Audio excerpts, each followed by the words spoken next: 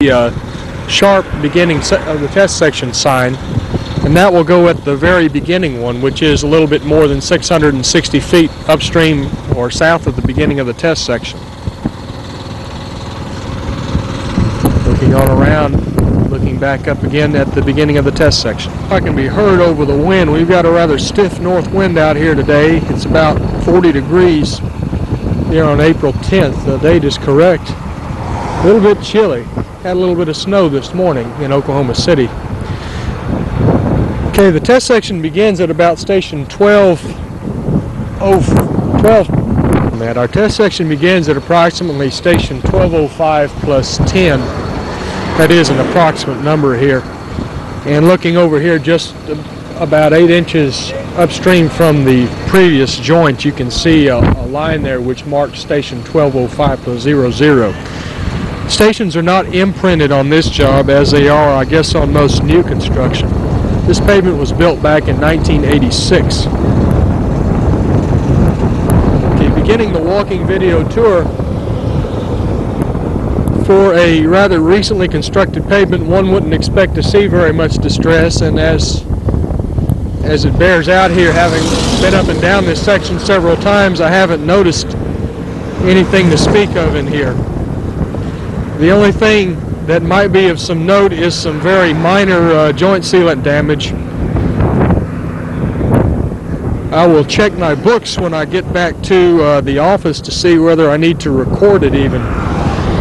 When I come up to an example, I'll stop and show you to see what I mean. We're around station 1 right now, just moved beyond it. We don't have any staggered joint spacing here. They're all 15-foot joints. They all have a silicone joint sealer.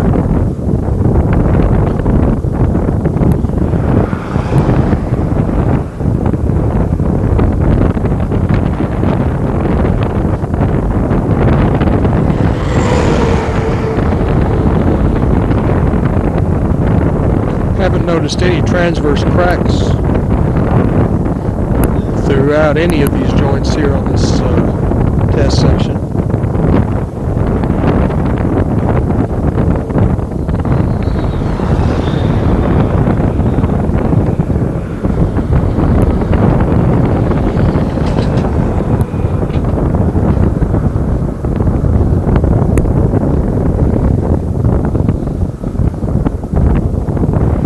Okay, I've got an example here of what I was just speaking of that I'll stop and show you. I'm right now at around station 2 plus 50, right near or actually 2 plus 60, just beyond the middle of the test section. Okay, out in the center of the lane you can see where some of the joint sealant no longer exists. Let me step out in here and try to show that a little more clearly. Wherever we see it, it tends to be very intermittent, and so you know, whatever we characterize it as, it would be of low severity. I've noticed this probably a third to times throughout the test section. I'll make a count of that on the way back. I haven't noticed any of that in the longitudinal joint between the lane and the shoulder. That's pretty typical of the type of sealant damage that we have observed so far, where we just have little places in there where it's missing or where it's come out. Here's one which is a little bit more severe. I'll stop and show that also.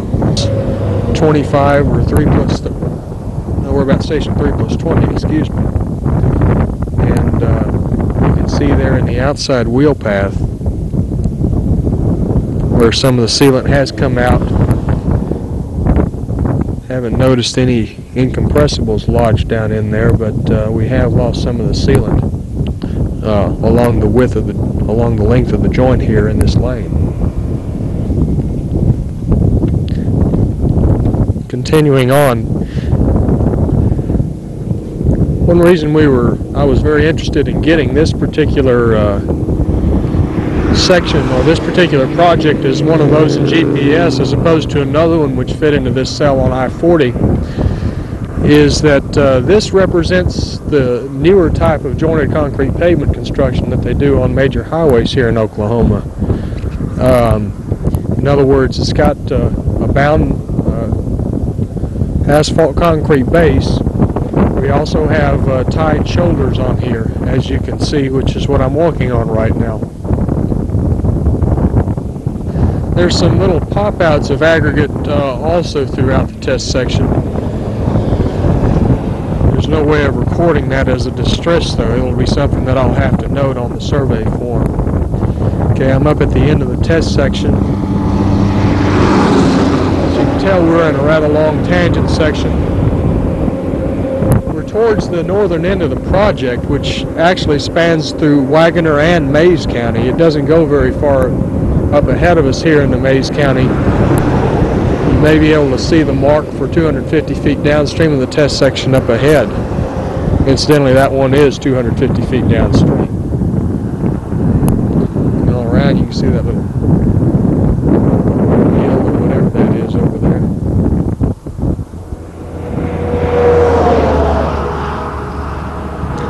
And looking back up on the test section. And notice that David Uten pointed out to me here is that it looks like the longitudinal joint between the lanes was formed by using an insert rather than by sawing. It obviously wasn't sawed. One can tell by looking at that rather quickly. But if you look at it closely enough, you can almost see some of the material or something, or there appears to be something that was used to break the bond between the lanes and to initiate the longitudinal joint. What's nice about this is that it's so tightly held together that one doesn't even have to consider using any type of sealant on this, I guess, unless it separates. In walking back up to the beginning of the test section, I noticed, or it appeared, that we have some of that joint sealant coming out on about 2/3 of the joints within the test section. This ends the video for test section 404157. We're on US 69 in the northbound lanes, and we are just immediately north of the Mayes-Wagoner County line in Mayes County, Oklahoma.